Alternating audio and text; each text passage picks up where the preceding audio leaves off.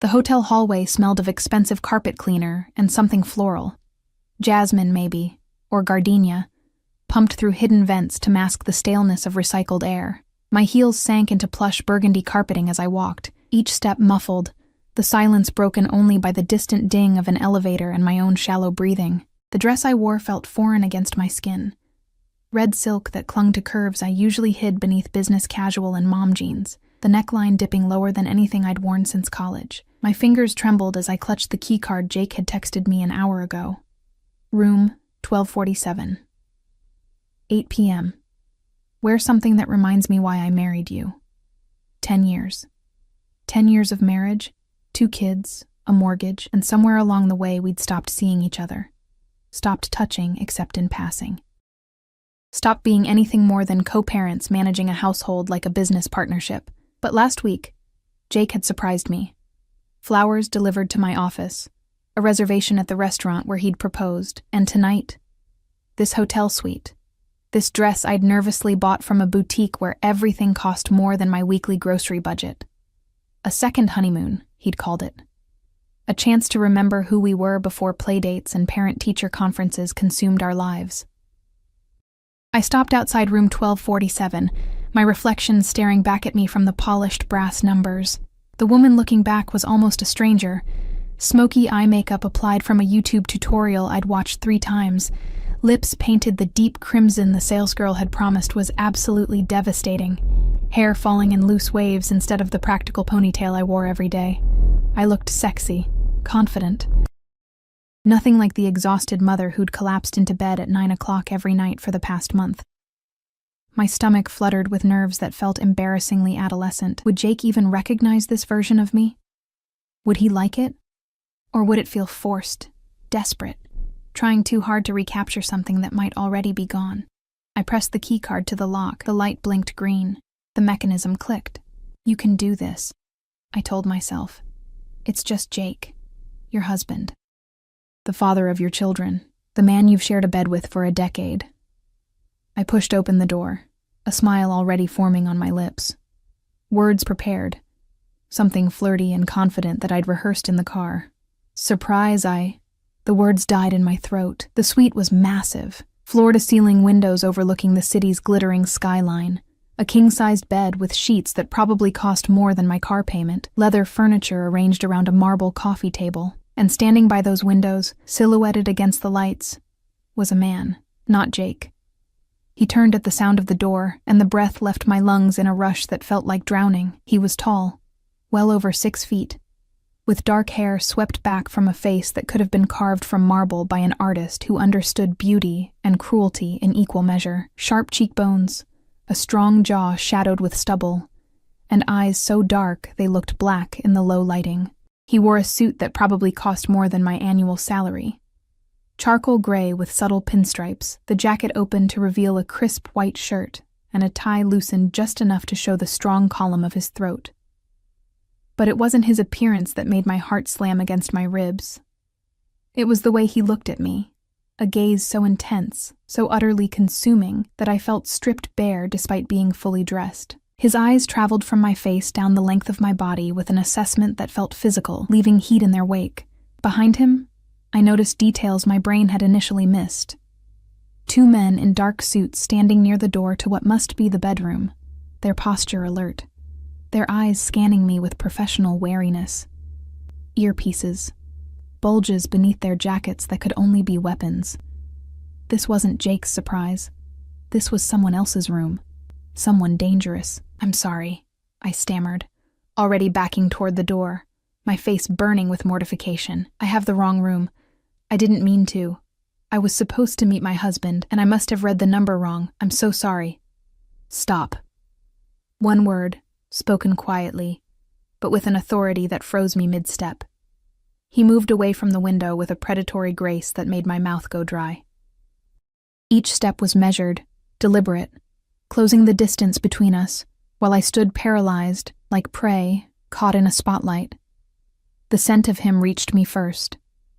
Sandalwood and something darker, something expensive and masculine that made my head swim. What room were you looking for? His voice was deep, accented slightly, Italian maybe, or something Mediterranean that turned each word into a caress. 1247, I whispered, hating how small my voice sounded. His lips curved into something that wasn't quite a smile.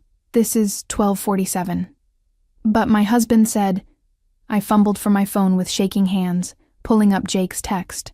The screen blurred as I stared at it, reading and rereading the message. Room 1247, 8 p.m. How could I have gotten it wrong, unless Jake had gotten it wrong, unless he'd made a reservation error, or the hotel had double booked, or... Let me see that. The man's hand extended toward my phone, and I noticed details I'd missed in my panic. A heavy silver ring on his right hand, scars along his knuckles that spoke of violence, perfectly manicured nails that somehow made the scars more menacing. I should have refused. Should have backed out of the room, called Jake, sorted this out in the hallway like a rational adult. Instead, I found myself placing my phone in his palm, watching as those scarred fingers scrolled through my messages with practiced efficiency. Your husband booked room 1249, he said finally, his expression unreadable. Not 47. Easy mistake. Relief flooded through me so intensely my knees went weak. Oh, thank God. I'm so sorry for barging in. You're here now. He pocketed my phone, pocketed it, like he had every right to take my property, and gestured to the bar cart near the windows. Have a drink. Calm down. You look like you're about to pass out. I really should go. My husband is waiting. 2 doors down. He can wait 5 minutes. Those dark eyes fixed on me again, and I felt pinned, captured. Humor me. You walked in here dressed like that, looking like sin incarnate, and I'm supposed to just let you leave without even knowing your name? Heat crawled up my neck, spreading across my cheeks. The way he said it, sin incarnate, made the compliment feel dangerous, forbidden. I'm married, I said stupidly, as if he hadn't just seen Jake's texts. I noticed the ring.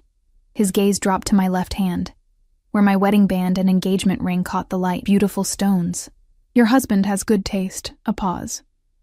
In jewelry, at least. The implication hung in the air that Jake's taste in booking hotel rooms was questionable, or perhaps that he was a fool for leaving me alone, for making me search for him, for not being the one opening the door when I walked in wearing this dress.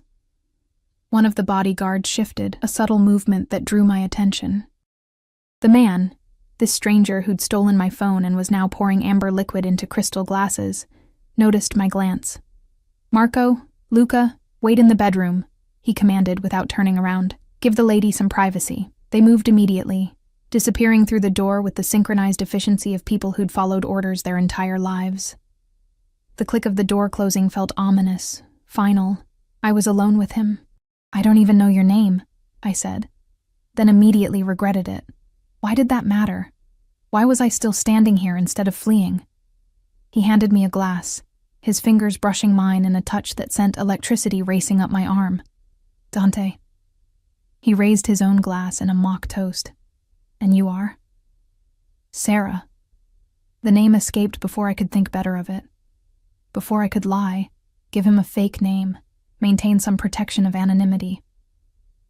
Sarah. He repeated it like he was tasting it, rolling it around on his tongue. Beautiful name, classic. Suits you better than that dress, though the dress... His eyes traveled over me again, slower this time. Thorough. The dress is magnificent. Your husband is a lucky man. I took a sip of the whiskey, because I needed something to do with my hands, needed the burn of alcohol to ground me, and nearly choked. It was smooth and expensive, and nothing like the cheap wine Jake and I bought for special occasions. You're Italian, I observed, grasping for conversation, for normalcy, for anything to explain why I was still standing in a stranger's hotel suite drinking his whiskey. Among other things, he moved to the window, looking out at the city below. You're nervous. I make you nervous. You have armed guards in your bedroom, and you stole my phone. Of course I'm nervous. His laugh was low and rich, genuinely amused. Fair point, but I think it's more than that.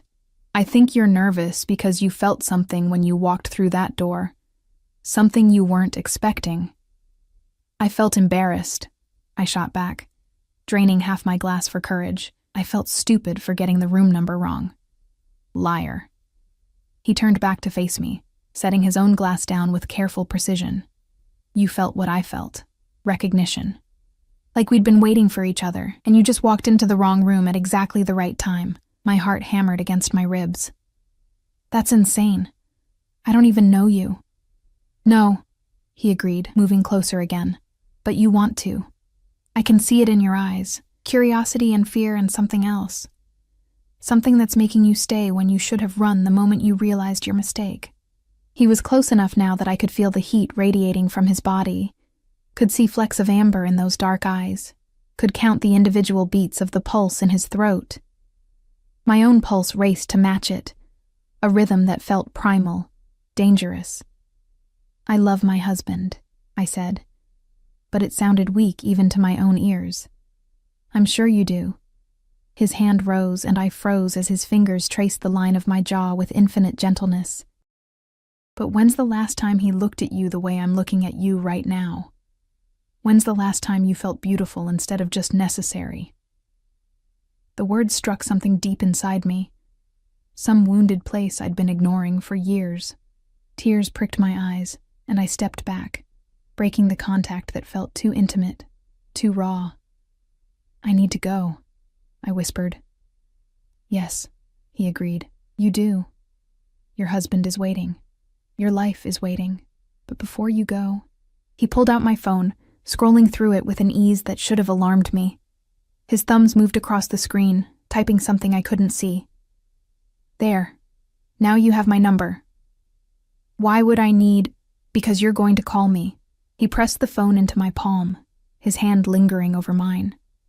Maybe not tonight. Maybe not even this week, but eventually.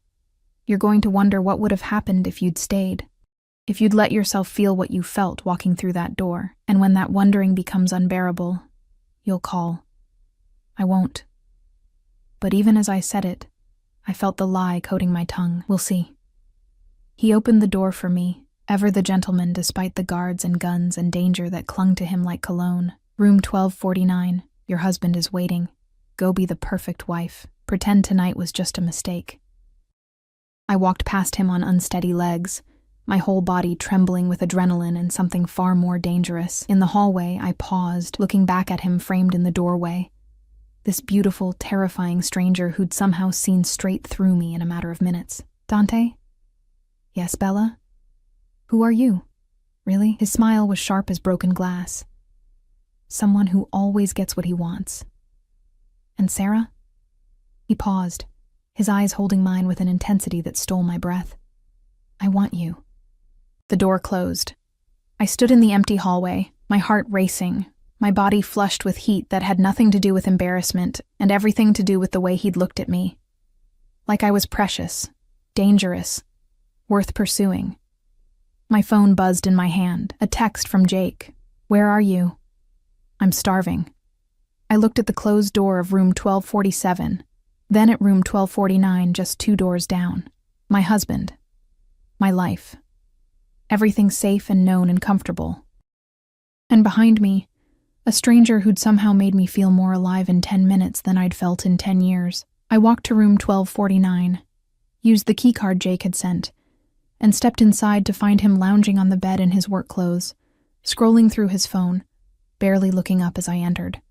Finally, he said, not even commenting on my dress. Order room service? I'm exhausted. I smiled, nodded, pretended my hands weren't shaking. Pretended I couldn't still feel Dante's touch burning against my skin like a brand. The room service arrived 40 minutes later. Overpriced steaks that Jake barely tasted while he complained about a client meeting that had run long. I pushed food around my plate, nodding at appropriate intervals, my mind 2 doors down where a dangerous man with dark eyes had somehow seen into the parts of me I'd forgotten existed. Jake didn't notice the dress, not really. He'd glanced up when I walked in, said something about me looking nice, then returned his attention to his phone, firing off emails while I stood there feeling ridiculous and overdressed and painfully invisible. We had sex that night because that was the point of this expensive hotel suite, this carefully planned evening. It was perfunctory, familiar, Over in 15 minutes, with Jake falling asleep immediately after while I stared at the ceiling, feeling emptier than before. My phone sat on the nightstand, dark and silent. I knew if I opened it, I'd find Dante's number. I knew I should delete it, block it, pretend tonight had never happened. I didn't touch it, but I didn't delete it either. 3 days passed. 3 days of normalcy. School drop-offs and grocery shopping and parent-teacher conferences where my daughter's teacher praised her math scores while I smiled and nodded and felt like I was living someone else's life. Jake worked late 2 nights in a row, texting that he'd grab dinner at the office, coming home after the kids were asleep to collapse into bed without conversation. On the 4th day, my phone buzzed while I was loading the dishwasher. Unknown number. My heart stopped before logic kicked in.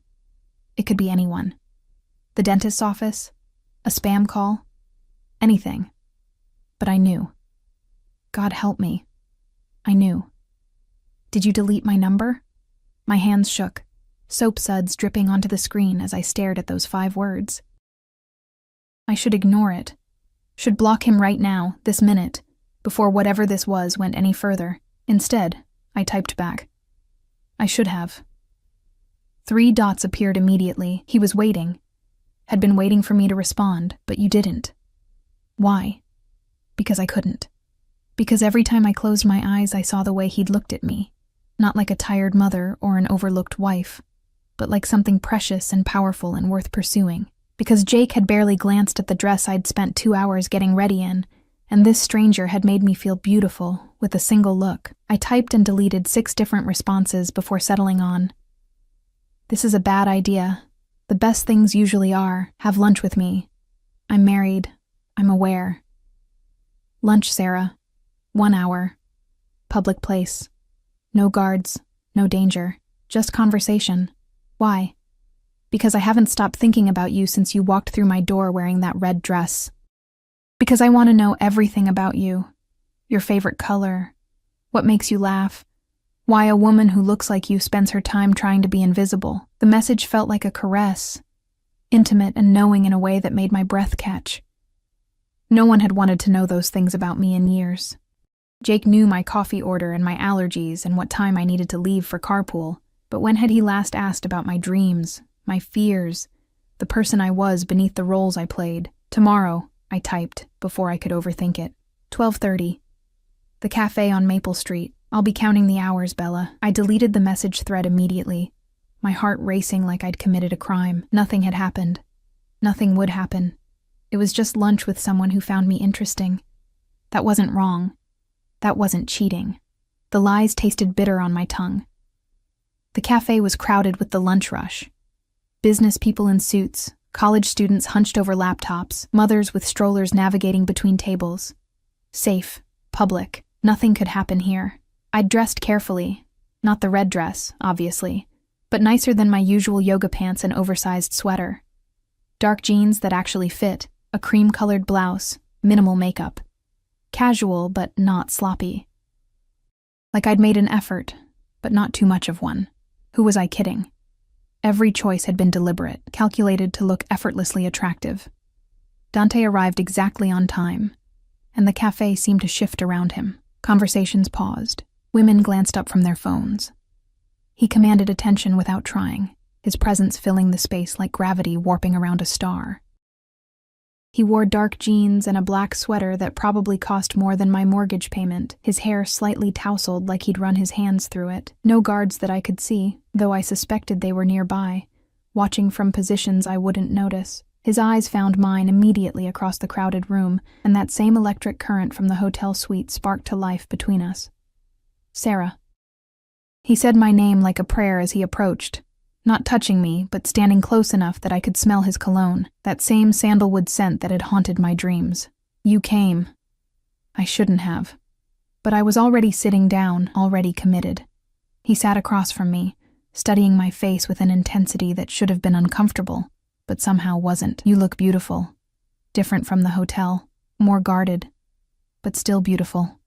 Heat crept up my neck. You don't have to.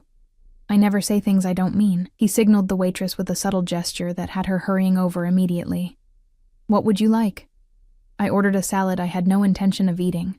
my stomach too twisted with nerves. He ordered espresso and nothing else, his attention never wavering from me. "Tell me about yourself," he said once the waitress left. "The real you, not the version you show the world. There's not much to tell. I'm a wife, a mother. I volunteer at my kids' school." "Those are roles." He leaned forward, his elbows on the table, his focus absolute. Who is Sarah when no one's watching? What does she want? What does she dream about at 3 a.m. when sleep won't come? The question pierced something in my chest. When had anyone asked me that? When had I even asked myself? "I don't know anymore," I admitted quietly. "I used to want things, to travel, to write, to feel passionate about something beyond making sure everyone else is happy. But somewhere along the way, I stopped being a person and became just necessary. The one who packs lunches and schedules dentist appointments and keeps everything running. And your husband?" Dante's voice went soft, dangerous. "Does he see you? The real you?" I wanted to defend Jake, to insist he was a good man, a good father. But the words wouldn't come. Because the truth was that Jake saw me the way everyone saw me. As a function, not a person. The wife who managed the household. The mother who solved problems. Never just Sarah. "He loves me," I said instead. "That's not what I asked." Dante's hand moved across the table, his fingers stopping just short of mine, not touching, but close enough that I could feel the heat of his skin. "I asked if he sees you." "No," I whispered. "He doesn't." "Then he's a fool." His pinky finger extended, barely brushing against mine. Such a small touch, meaningless to anyone watching. But it sent fire racing through my veins. "Because I see you, Sarah. I see a woman who's forgotten she's allowed to want things, who's convinced herself that being needed is the same as being valued." Tears pricked my eyes, and I blinked them back furiously. "You don't know me. You don't know anything about my life. I know you walked into that hotel room expecting your husband to see you, really see you, for the first time in years. I know he didn't even comment on your dress. I know you're sitting here with me instead of running, because part of you is desperate for someone to notice you exist. Stop." My voice broke. "Please stop." He did, leaning back, giving me space to breathe. The waitress brought our orders, and I stared at my salad like it held answers. "I'm sorry," Dante said after a long moment. "That was too much, too fast. I have a habit of being direct. It's okay." I forced myself to meet his eyes. "You're not wrong about any of it. But that doesn't change the fact that I'm married. I have children, I have a life. And you're miserable in it. I'm not." But the lie died before it fully formed. "It's not that simple." "It could be." He pulled out his phone, scrolled through something, then showed me the screen. Photos of a villa on the Mediterranean. White stone and blue water, and flowers spilling over terraces. "I own this property in Santorini, empty most of the year. 3 bedrooms, private beach, staff who know how to be invisible." My heart hammered. "Why are you showing me this?" "Because I want to take you there. Want to spend a week watching you remember how to smile without guilt, how to sleep past dawn, how to be Sarah instead of somebody's wife or mother." His eyes held mine. 1 week. No expectations beyond conversation and sunlight and letting yourself breathe. That's insane. I can't just... I have responsibilities, children in school, a husband. Who doesn't appreciate you? Who doesn't see you? Who takes and takes while you give until there's nothing left? His voice was gentle but relentless. "When's the last time you did something just for yourself, Sarah? When's the last time you felt alive?" 4 days ago, I thought, when you looked at me like I mattered. "I can't," I said, but it came out weak, unconvincing. "You can. Tell your husband you're visiting a college friend. Tell him you need a break, time to yourself. He'll probably be relieved, one less thing to think about while he's working late." The words were cruel because they were true.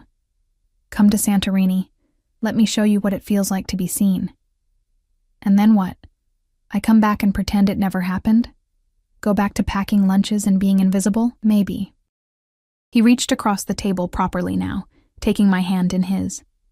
His palm was warm, his grip firm but gentle. Or maybe you realize you deserve more than crumbs from a man who stopped seeing you years ago. Maybe you realize that life is short, and passion is rare, and you're allowed to want things that scare you. I should have pulled my hand away, should have stood up, walked out, blocked his number, and pretended this conversation never happened. Instead, I sat there, my hand in his, feeling more connected to this dangerous stranger than I'd felt to my husband in years.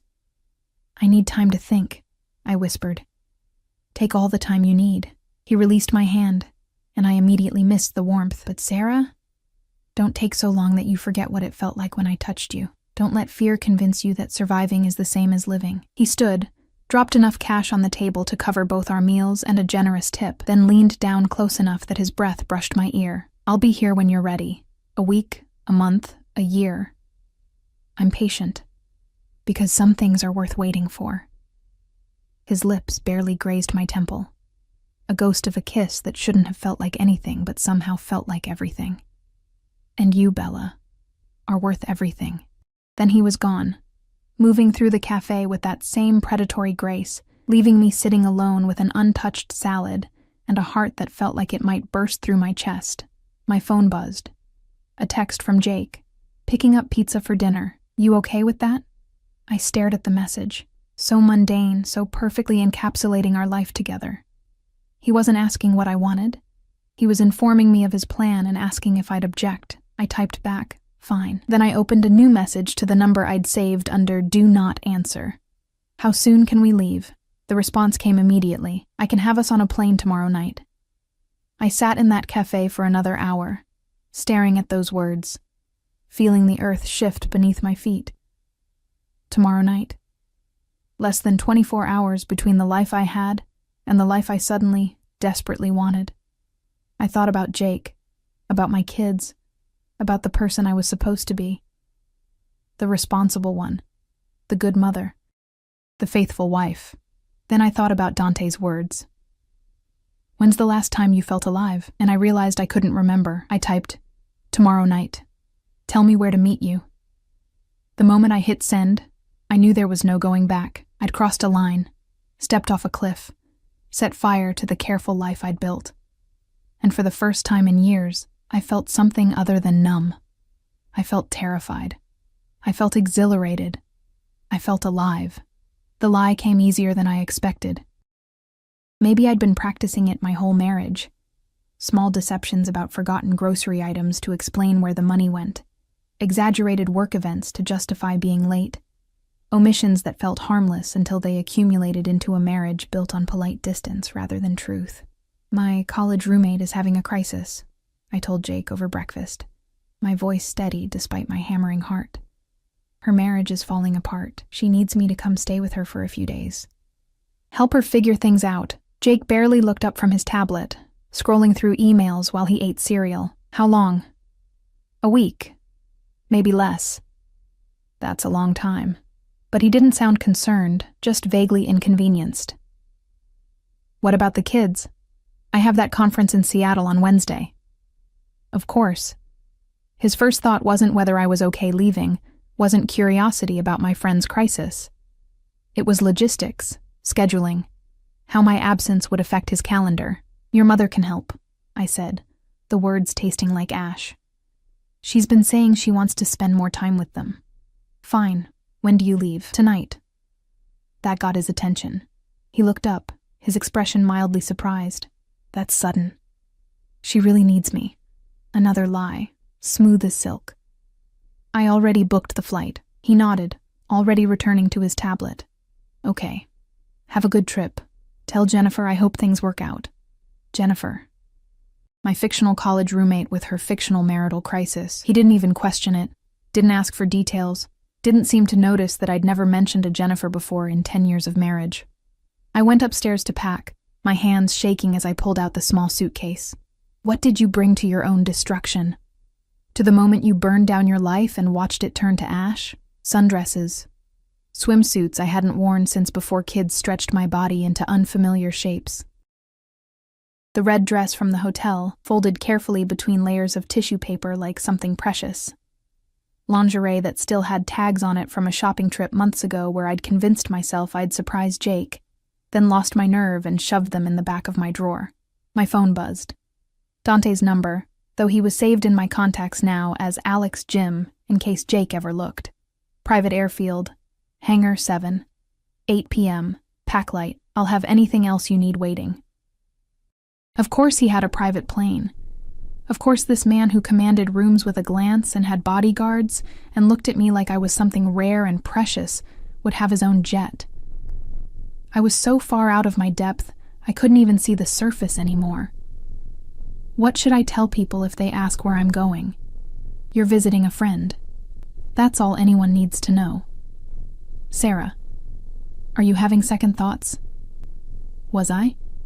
Every rational part of my brain screamed yes. Screamed that this was insane, that I was throwing away my marriage and my family and my entire life for a man I'd met once, for a stranger who made me feel things that terrified and thrilled me in equal measure. But another part, a part I'd silenced for so long I'd forgotten it existed, whispered, "When did you stop mattering? When did you become just a supporting character in everyone else's story?" "No second thoughts," I typed. "I'll be there." "Good. Because I've been thinking about you in that red dress for 4 days straight. And if you back out now, I might lose my mind entirely." Heat flooded through me, pooling low in my belly. Jake hadn't thought about me at all, probably. But Dante, dangerous, complicated Dante, had been thinking about me, wanting me, seeing me. "Is that all you think about?" I typed, feeling bold, reckless. "Bella, that dress is the least of what I think about, but we'll have plenty of time to discuss my thoughts." All week, without interruption. I set the phone down with trembling hands, my face flushed, my body responding to mere words on a screen in a way it hadn't responded to Jake's touch in years. What was I doing? What had I become? The private airfield was 40 minutes outside the city, accessed through a gate with a keypad that Dante had texted me the code for. My Honda looked ridiculous next to the luxury cars in the small parking area. A soccer mom's vehicle in a world of private jets and unlimited budgets. I almost turned around 3 times during the drive, almost texted that I couldn't go through with it, that this was a mistake, that I needed to go home to my safe, numb life, where at least I knew the rules. But I kept driving, pulled by something stronger than sense or morality, pulled by the memory of being seen, being wanted, being something other than necessary. Hangar 7 was lit from inside, a massive space that smelled of aviation fuel and possibility. A sleek white jet sat on the tarmac, stairs already lowered, waiting. Dante stood at the base of those stairs, and my breath caught at the sight of him. He wore dark pants and a white shirt with the sleeves rolled to his elbows, casual but still achingly expensive. His eyes found mine the moment I stepped out of my car, and the smile that crossed his face was pure predatory satisfaction. "You came." He moved toward me, closing the distance with that same deliberate grace. "Part of me thought you wouldn't. Part of me thought I wouldn't either." My voice came out shakier than I wanted. "I'm terrified." "Good." He took my suitcase, his other hand settling at the small of my back in a touch that felt possessive, claiming, "Fear means you're alive, means you're feeling something real instead of sleepwalking through life." His bodyguards, the same 2 from the hotel, Marco and Luca, materialized to take my luggage. They nodded respectfully, but didn't speak, efficient and invisible as shadows. "The crew is ready," Dante said, guiding me toward the stairs. "We'll stop in New York to refuel, then straight through to Athens. From there, helicopter to Santorini." "Helicopter?" I repeated faintly. "Of course." His laugh was low and warm. "Don't worry, Bella. I'll hold your hand if you're scared of flying." The plane's interior was obscene. Cream leather seats that looked more like sofas, a bedroom visible through a door at the back, ambient lighting that cast everything in a warm golden glow. This was how the other half lived. No, not the other half. The top 1% of 1%, where money was irrelevant because there was always more. "Champagne?" Dante poured 2 glasses from a bottle already chilling, handing me one before I could refuse. "To new beginnings. To temporary insanity," I countered, but I clinked my glass against his anyway. The engines hummed to life, and within minutes we were taxiing, then lifting, the ground falling away beneath us.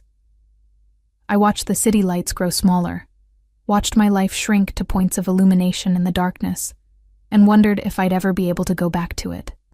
"Tell me about your children," Dante said once we reached cruising altitude. He'd moved to sit across from me, close enough to touch but giving me space. "You never mentioned their names, Emma and Jack, 9 and 7. I pulled out my phone, showing him pictures, school photos where they smiled with missing teeth and messy hair and pure, uncomplicated joy. Emma wants to be a veterinarian. Jack thinks he's going to play professional soccer. They're beautiful." He studied the photos with genuine interest, not the polite acknowledgement most people gave. "They have your eyes, your smile. They're the best thing I ever did." My throat tightened. "Which is why I shouldn't be here. What kind of mother abandons her kids to run off with a man who sees her worth?" His hand covered mine. "You're not abandoning them, Sarah. You're taking 1 week to remember you exist as more than just their mother. That's not selfish. That's survival. You don't understand. I've never left them for more than a night. Never put myself first like this. And that's exactly why you need to." He squeezed my hand. "You can't pour from an empty cup. You can't give them the mother they deserve if you've forgotten who you are beneath that role." I wanted to argue, to defend my choices, to insist I was happy with my life. But sitting in that plane, drinking champagne that probably cost more than my grocery budget, being looked at like I mattered, I couldn't find the words to lie convincingly anymore. "Why me?" I asked instead. "You could have anyone. Women who are younger, more beautiful, unencumbered by marriages and children and stretch marks. Sarah." He leaned forward, his eyes intense. "Do you want to know what I saw when you walked through that hotel room door? A desperate housewife in a too expensive dress? I saw a woman who'd forgotten she was a goddess, who'd been told for so long that she was ordinary that she'd started believing it." His thumb traced circles on my palm. "I saw courage. It takes bravery to try to save a dying marriage. I saw hope in your eyes, and then I saw that hope crumble when you realized you'd made a mistake. And I thought, someone made this magnificent creature believe she wasn't worth seeing." Tears burned down my cheeks. "Stop. Please." "I can't. Because I've spent 4 days unable to think about anything but you. About making you smile without guilt. About watching you remember what it feels like to be cherished instead of tolerated." He wiped my tears with his thumbs, cupping my face with a gentleness that contradicted everything dangerous about him. "I want to show you what it's like to be worshipped, Sarah. Will you let me?" I should have said no, should have pulled away, demanded we turn the plane around, clung to the safety of my predictable life. Instead, I leaned into his touch, letting myself be held by this beautiful, dangerous man who'd somehow seen through every wall I'd built. "Yes," I whispered. "God help me, yes." He kissed me then. Not the urgent, desperate kiss I expected, but something slower, deeper, more devastating. He kissed me like we had all the time in the world, like I was precious, like every second of this kiss mattered more than breathing. When we finally broke apart, both gasping, his forehead rested against mine. "That dress," he murmured. "The red one. I want you to wear it for dinner tomorrow night. Just for me. Will you do that?" "Yes." "Good girl." The praise in his voice sent heat pooling through my body. "Now sleep. We have hours before we land, and I want you rested, want you present for everything I have planned." He led me to the bedroom, smaller than I expected, but still luxurious, with a bed that looked impossibly soft. He left me there with a kiss on my forehead, closing the door to give me privacy. I changed into the pajamas I'd packed, crawled beneath sheets that felt like silk, and stared at the ceiling while the plane carried me away from everything I knew toward something terrifying and exhilarating and completely unknown. My phone buzzed. A text from Jake. "Kids are asleep. Mom's here. Have a good trip." 5 words. No I love you, no I'll miss you. Just logistics and dismissal. I turned the phone off, silencing the guilt that tried to claw its way up my throat. Then I closed my eyes and let myself imagine what it would feel like to be worshipped by a man who couldn't stop thinking about me. For the first time in years, I fell asleep smiling. Santorini was a dream rendered in white stone and impossible blue, the kind of beauty that belonged on postcards, not in real life. The villa clung to the cliffside like something organic, terraced gardens spilling down toward a private beach, where turquoise water lapped against golden sand. Everything was pristine, perfect, utterly surreal. I stood on the balcony of my room, my own room, Dante had been careful to point out, respecting boundaries I wasn't sure I wanted anymore, watching the sun climb higher over the Aegean. Behind me, the bed was a tangle of expensive linens I'd barely slept in, too wired with jet lag and anticipation and the surreal reality of where I was and what I'd done. I'd left my husband, left my children, flown across an ocean with a man I barely knew to a place so beautiful it felt fictional. And instead of guilt consuming me, I felt light. Dangerously, recklessly light, like I might float away if I wasn't careful. A knock at the door. "Sarah? Are you awake?" Dante's voice sent shivers racing across my skin. "Come in." He entered carrying a tray, coffee that smelled like heaven, fresh fruit, pastries that were still warm. He'd changed from his travel clothes into linen pants and a white shirt, unbuttoned enough to show his throat, his chest, the edge of what I'd suspected in the hotel. A tattoo that curved across his collarbone.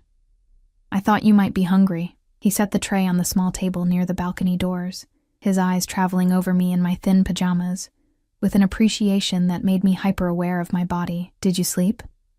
"A little. It's so beautiful here I couldn't stop looking." "I know something more beautiful." He moved closer, and I caught that sandalwood scent mixed with the salt air, intoxicating. "You, with sunlight in your hair and that smile on your face. You should smile like that always." "I don't know how anymore. Not without it feeling fake. Then I'll teach you."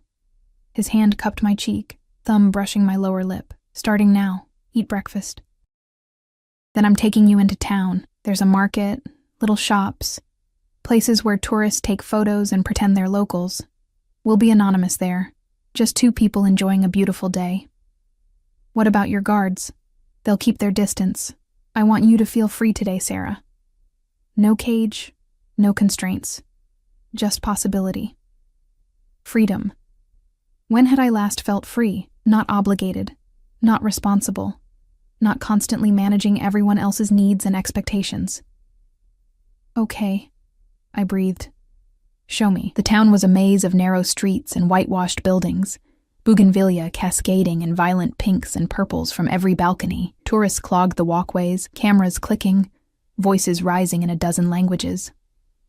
Dante kept his hand at the small of my back as we navigated the crowds, possessive but protective, steering me away from jostling elbows and careless luggage. True to his word, Marco and Luca were invisible. I caught glimpses of them occasionally.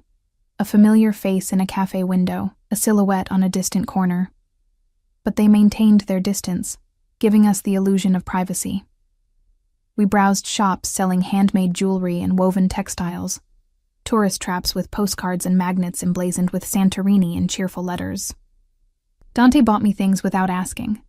A delicate silver bracelet, a silk scarf in shades of ocean blue, a small painting of the sunset that the artist promised was original, one of a kind. "You don't have to buy me things," I protested as he handed over cash for the painting. "I want to." He tucked the wrapped canvas under his arm, his other hand finding mine, fingers lacing together like we'd done this 1,000 times. "I want to see you surrounded by beautiful things. Want to spoil you the way you should have been spoiled all along. This feels like a fantasy, like I'm going to wake up in my Honda outside that airfield and realize I never had the courage to get on the plane. If this is a fantasy, then we're both dreaming it." He pulled me into a narrow alley, pressing me gently against the sun-warmed stone, his body a wall of heat in front of me. And I have no intention of waking up. He kissed me there in that alley, with tourists passing by just meters away, with the Mediterranean sun beating down and the smell of grilling meat and fresh bread filling the air. He kissed me like I was oxygen, like he'd been holding his breath since we'd last touched.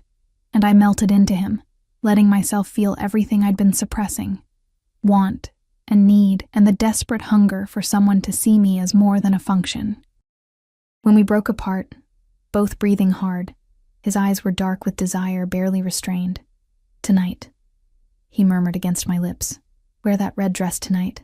Let me see you the way you were meant to be seen." "And then what?" My voice came out husky, unfamiliar. "Then I'm going to worship every inch of you until you remember what it feels like to be cherished." His hand slid down my side, settling on my hip with possessive heat. "Until you understand that you are not ordinary, not forgettable, not someone who deserves to be overlooked. You are extraordinary, Sarah, and I'm going to prove it to you." The villa's dining terrace overlooked the caldera, the setting sun painting everything in shades of gold and rose and burning orange. A table had been set with white linens and candles, wine already breathing in a crystal decanter. The staff had prepared something that smelled divine, garlic and lemon and fresh herbs, before disappearing, leaving us utterly alone. I'd spent an hour getting ready, my hands shaking as I applied makeup, as I slipped into the red dress that had started everything. It fit differently now, not like armor, but like a second skin, something that belonged to me instead of something I was trying to become. When I stepped onto the terrace, Dante stood from his chair so quickly, he nearly knocked over his wine. The look on his face, hunger and awe, and something deeper, something that terrified and exhilarated me, made every nervous moment worth it. "Dio mio," he breathed. "You're devastating. It's just a dress. It's not the dress." He moved toward me, his eyes never leaving mine. "It's you in it, confident, present, looking at me like you know exactly what you do to me." "What do I do to you?" The words came out bolder than I felt. "You make me want things I shouldn't want. Make me think about keeping you here forever, never letting you leave, building a life where I get to see you smile like this every day." His hand settled on my waist, pulling me against him. "You make me forget every rule I've ever followed about distance and control." "Dante, I know. You're married, you have children, you have a life waiting back home." His jaw clenched. "But for tonight, for this week, you're mine. And I'm going to make sure you never forget it." He kissed me with the same intensity as the alley, but slower now, deeper, taking his time to taste and explore. His hands moved over the silk of my dress, tracing curves, memorizing the shape of me. When his lips traveled down my throat, I gasped, my head falling back, my fingers tangling in his hair. "Inside," I managed. "Please." He lifted me easily, my legs wrapping around his waist as he carried me through the villa to his room, larger than mine, dominated by a massive bed with gauzy curtains that moved in the ocean breeze. He set me down gently, his hands going to the zipper of my dress with reverent slowness. "Tell me to stop," he murmured against my shoulder as the dress fell away. "Tell me this isn't what you want, and I'll walk away. We'll have dinner. Pretend this was just a beautiful evening between friends. Don't stop." I turned to face him, standing in nothing but the lingerie I'd bought months ago and never had the courage to wear. "Please, Dante, don't stop." What happened next was nothing like the perfunctory intimacy I shared with Jake. Dante touched me like I was art, like every curve and imperfection was something to be studied, appreciated, worshipped. He took his time, his hands and mouth mapping every inch of my body, drawing sounds from me I didn't know I could make. "You're so beautiful," he murmured against my skin, his accent thickening with desire. "So responsive. Does your husband know what he has? Does he understand what he's been taking for granted?" "Don't," I gasped, as his mouth found sensitive places that made my back arch. "Don't talk about him.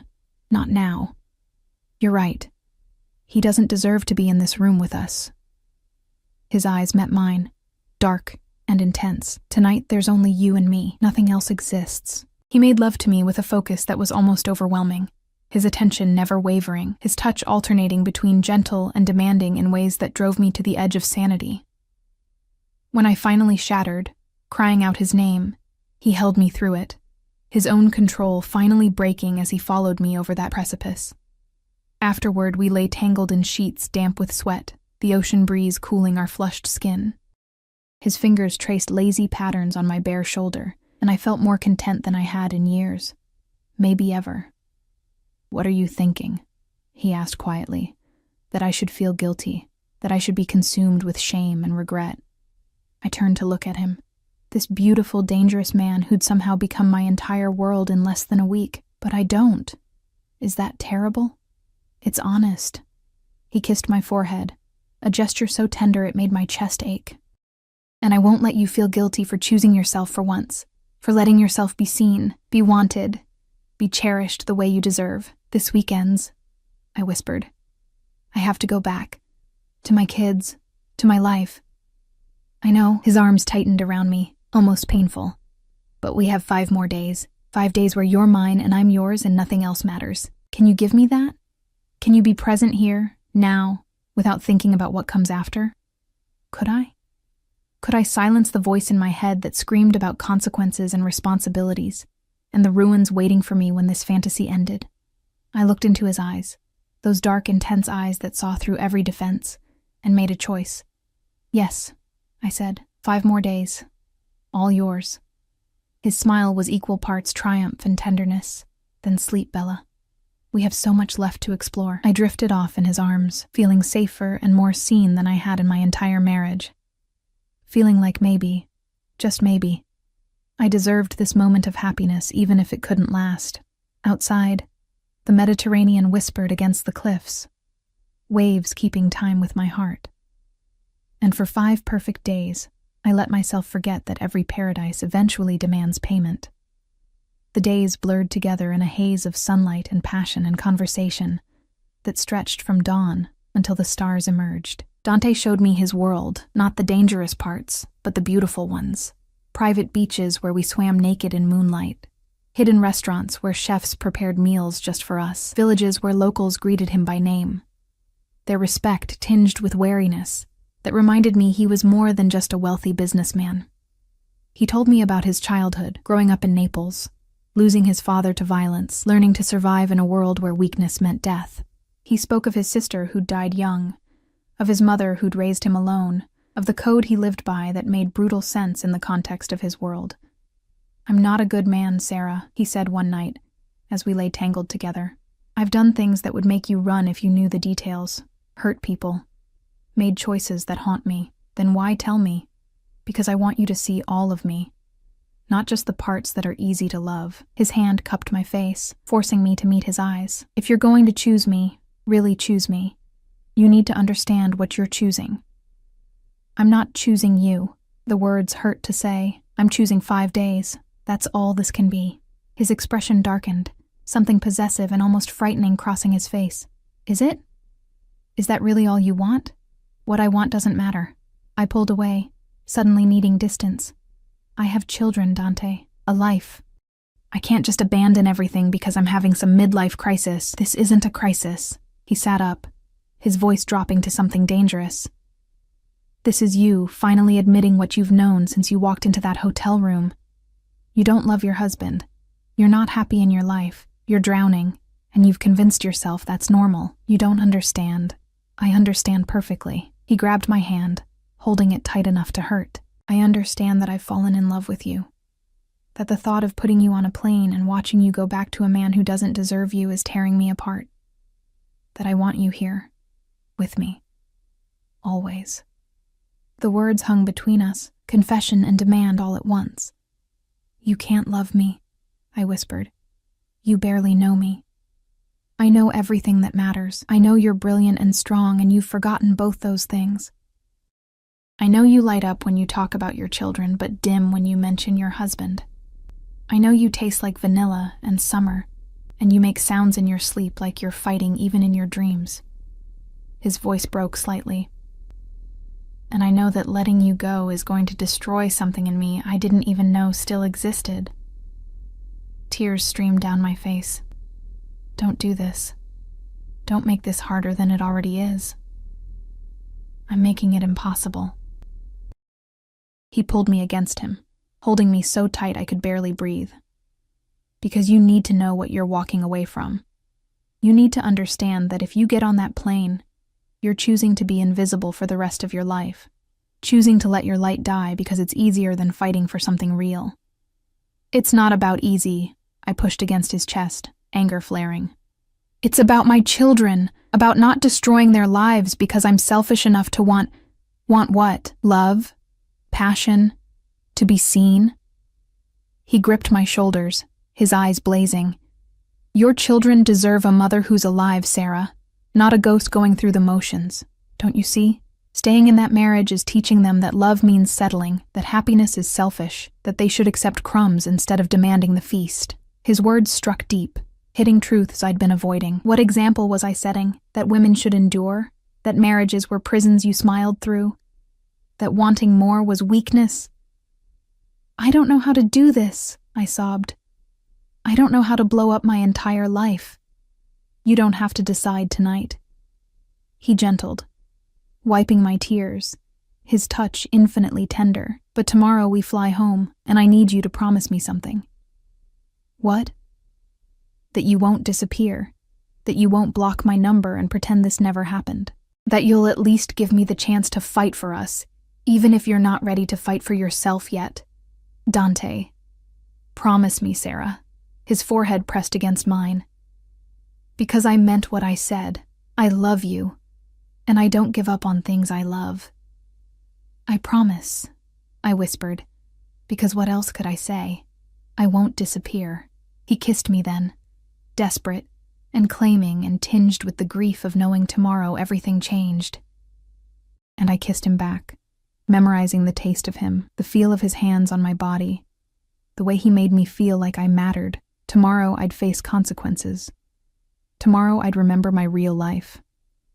But tonight, our last night, I let myself be loved by a man who saw me, even if I couldn't let myself believe it could last.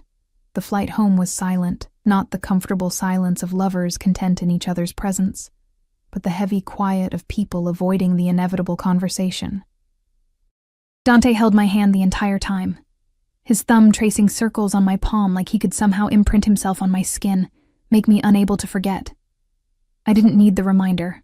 Every cell in my body had been permanently altered by the past week. I'd been remade, transformed from a woman who'd forgotten she existed into someone who'd tasted what it meant to be worshipped. Going back felt like voluntarily climbing into a coffin and pulling the lid shut.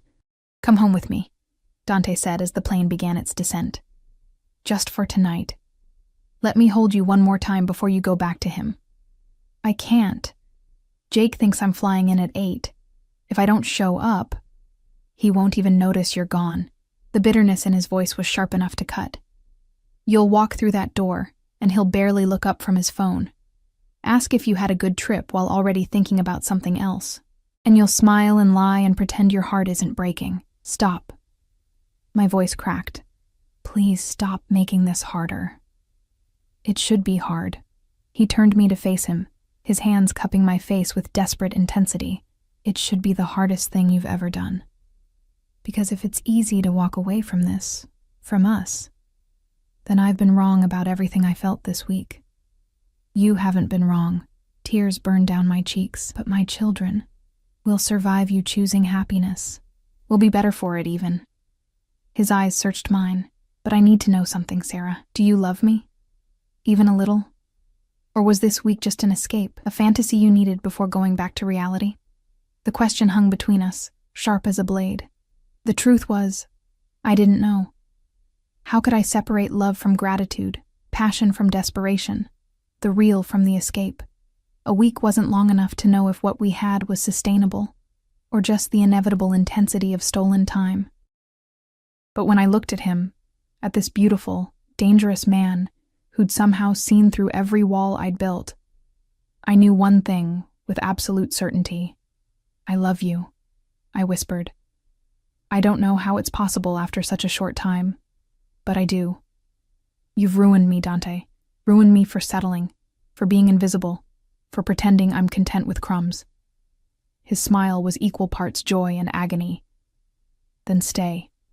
Leave him. Build a life here with me. And my children. You want me to uproot them? Take them from their father, their school, everything they know? Bring them here. They'll adjust. Children are resilient. No. I pulled away, the distance between us suddenly unbearable. I won't do that to them. Won't make them casualties of my choices. They didn't ask for any of this. So what then? His voice turned cold, protective walls slamming into place. You go back to your loveless marriage and we what? Have an affair? Meet in hotel rooms and lie to everyone? Is that what you want? I don't know what I want. The words burst out, raw and honest. I want you. I want my children. I want to not feel like choosing one means destroying the other, but I don't get to have everything, Dante. That's not how life works. It could be. He grabbed my hands, holding them so tight it almost hurt. Divorce him. Take the kids. I'll support you, protect you, give you everything you need while you figure out your next steps. You don't have to do this alone. And then what? I become your kept woman, live in your world of violence and danger? Expose my children to... I stopped, seeing his expression darken. To what? A man who loves their mother? Who would protect them with his life? Who could give them opportunities your husband's mediocre salary never will? His jaw clenched. I'm not asking you to join the Mafia, Sarah. I'm asking you to choose yourself for once. To choose us. The plane touched down with a jolt that felt symbolic. Time's up. Fantasy over. Reality waiting like a prison sentence. I need time, I said quietly. Time to think, to figure out what's best for everyone. Time to talk yourself out of this. Time to convince yourself that surviving is the same as living. He stood, buttoning his jacket with sharp, angry movements. Fine. Take your time. But know this. I meant every word I said. I love you. And when you're ready to stop being a coward, I'll be waiting. The words stung like a slap. That's not fair. None of this is fair. He looked at me with eyes full of pain and fury. What's not fair is watching you choose obligation over happiness.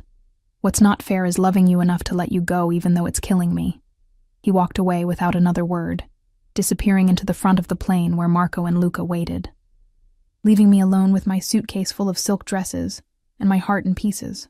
Jake picked me up from the airport. He was late, stuck in traffic, he said, barely apologizing, and spent the drive home talking about his Seattle conference. He didn't ask about my trip, didn't comment on how I looked different, didn't seem to notice I could barely speak through the grief lodged in my throat. The house looked exactly as I'd left it. Toys scattered in the living room, dishes in the sink, the comfortable chaos of a family home. Emma and Jack were already in bed, sleeping peacefully while my mother-in-law dozed on the couch watching television. Thanks for doing this, Mom, Jake said, gently waking her. The kids weren't too much trouble. They were angels. Emma made honor roll again. Jack scored 2 goals at his soccer game. She smiled at me. You look rested, Sarah. The trip was good for you. It was, I managed. Thanks for staying with them. After she left, Jake went straight to bed, mumbling about an early meeting. I stood in the hallway outside my children's rooms, listening to their soft breathing, and felt something break inside me. I'd abandoned them, left them for a week to chase a fantasy with a dangerous man. What kind of mother did that make me? But another voice whispered, what kind of mother teaches them that women should accept being invisible? I crawled into Emma's bed, curling around her small body, breathing in her little girl's scent of strawberry shampoo and sunshine. She stirred, half waking. Mommy? You're back. I'm back, baby.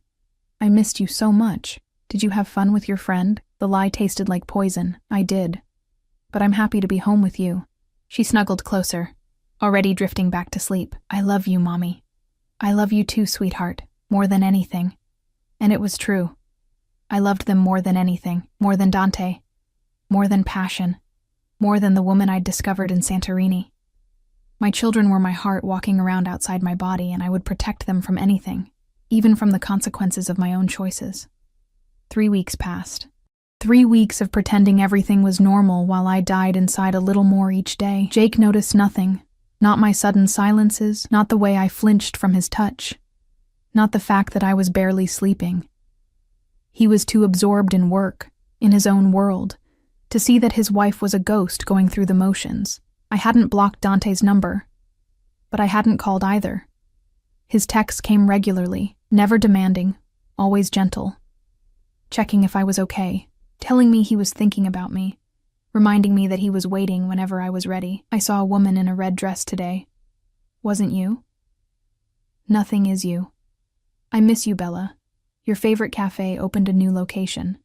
I went. Coffee tastes like ash without you across the table. 3 weeks, 21 days, 504 hours since I held you, but who's counting? Each message was a knife to the heart.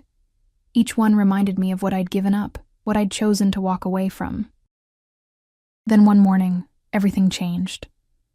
I was making breakfast when Jake's phone buzzed on the counter.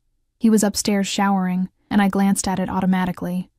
The habit of a decade of marriage where privacy felt optional. The preview text made my blood freeze. Can't wait to see you tonight. The usual place? I need to feel you again. My hands shook as I unlocked his phone. The passcode was Emma's birthday, something he'd never changed. The message thread was extensive, months of texts. Arranging meetings. Explicit messages that made my stomach turn. Photos I couldn't unsee. Amanda. His assistant. The one he'd mentioned occasionally, always casually, never enough to raise suspicion. They'd been sleeping together for 6 months. 6 months. While I'd been drowning in guilt over 1 week, while I'd been tearing myself apart for choosing happiness for 5 days, he'd been systematically betraying me. Lying. Manipulating. Probably laughing about his stupid wife who never suspected a thing. The phone slipped from my numb fingers, clattering on the tile. Jake appeared in the doorway, towel around his waist, and saw me standing there with his phone at my feet. Sarah. 6 months. My voice sounded far away, detached. You've been cheating on me for 6 months. He didn't even try to deny it, just ran his hand through his wet hair and sighed like I was being inconvenient. It's not what you think. What I think is that you're a cheating bastard who's been making me feel guilty for wanting to be seen while you were fucking your assistant in hotel rooms. Don't be dramatic. It's just sex. It doesn't mean anything. It means everything. The words exploded from me, years of suppressed rage finally breaking free. It means you've been lying to me. Using me. Taking everything I give while giving nothing back. It means this marriage is a sham and has been for years. So what do you want to do? He crossed his arms, defensive. Get divorced? Break up our family over some affair that doesn't even matter? You're damn right I want a divorce. The clarity was sudden, absolute. I want you out of this house. I want a lawyer. I want every text message, every receipt, every piece of evidence that you're a lying, cheating piece of... Careful, Sarah. His voice turned cold. You want to play that game? What about your trip 3 weeks ago? Think I didn't notice how you came back different? How you've been walking around like someone died? You think I'm stupid enough to believe you were really visiting some college friend? My heart stopped. What are you talking about? I'm talking about the private plane that flew out of the executive airport the night you left. The flight plan that showed Athens as the destination. The credit card I found in your purse from some boutique in Santorini. His smile was cruel. Who is he, Sarah? How long have you been whoring yourself out while I've been working to support this family? The hypocrisy was staggering. You're calling me a whore? You've been cheating for 6 months. And you cheated for a week. In Greece. With some rich asshole who probably has a wife and kids of his own. He stepped closer, menacing. So here's what's going to happen. We're going to forget about this, both of us. We're going to stay married for the kids' sake, and we're going to stop asking questions we don't want answers to. Understood? No. The word came out strong, certain. I'm done pretending, done being invisible, done teaching our children that this is what marriage looks like. You leave me, Sarah, and I'll make sure you never see those kids again. I'll paint you as an unfit mother who abandoned her family to sleep with criminals. Criminals. I laughed, the sound slightly unhinged. How did you... I had you followed, had someone look into your boyfriend. Dominic Caruso, known Mafia connections, multiple properties used for money laundering, suspected involvement in organized crime. Jake's expression was triumphant. Think any judge is going to give you custody when they find out you exposed our children to that world? The room spun. He'd had me followed, investigated Dante, known everything, and said nothing. keeping it as ammunition for exactly this moment. You bastard. Maybe. But I'm a bastard who's going to win, so sit down, shut up, and accept that your little vacation is over. This is your life, Sarah. Better learn to make peace with it. He walked away, leaving me standing in the kitchen with my shattered marriage, and my chest so tight I couldn't breathe. But this time, I didn't crumble. This time, I didn't accept his ultimatum and swallow my rage.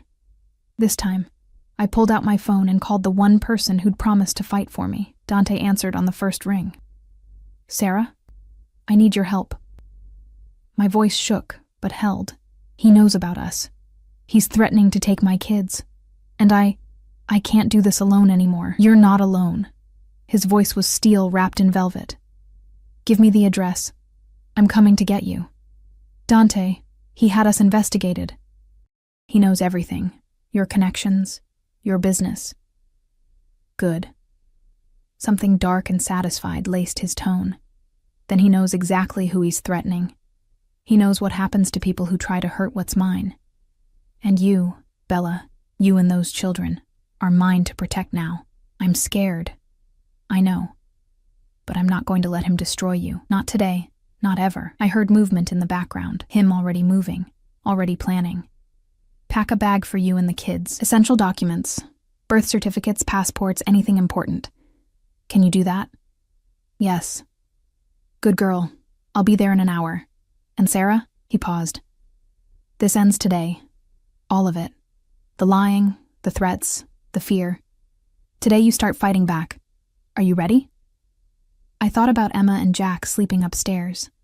About the life I'd been living, the example I'd been setting. About the woman I'd discovered in Santorini who'd been buried under years of obligation and invisibility. I'm ready. Then I'm coming for you. Hold on just a little longer. Dante arrived with a lawyer. Not just any lawyer. A woman in her 50s who radiated competence and controlled fury as she listened to my story, reviewed Jake's texts, took notes with mechanical precision.